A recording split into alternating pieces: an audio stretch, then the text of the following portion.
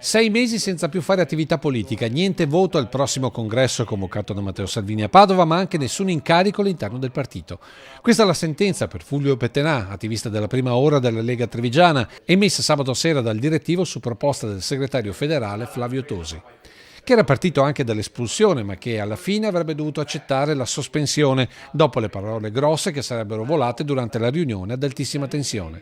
Il motivo ce lo spiega direttamente il protagonista, che l'ha ribadito anche oggi con una telefonata al segretario, tra l'altro dopo aver appreso la decisione dalla stampa. Era una frase inerente alla non difesa del governatore Zaia, ma la mia volontà era quella di dire che, visto che nessun uomo della Lega in Regione Veneto è stato coinvolto in quello che è questo scandalo pazzesco, di far sì che questo venisse evidenziato, cioè anche 2 volte al giorno dire gli uomini della Lega sono sani. Difficile pensare che Pettenà, fedelissimo di Zaia, si scagliasse contro il governatore con il rinnovo della regione alle porte.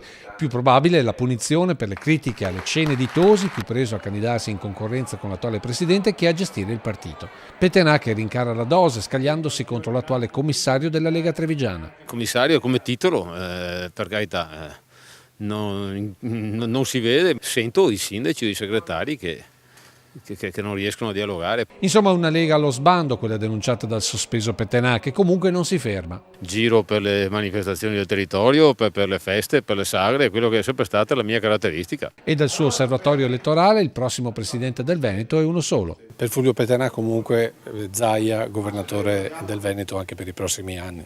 Ma non è per Fulvio Pettenà, è per la realtà qua, perlomeno per la Marca Trevigiana dove io gravito, dove io vivo, dove io lavoro, ma non si pone nemmeno il punto di cambiare l'uomo, non esiste.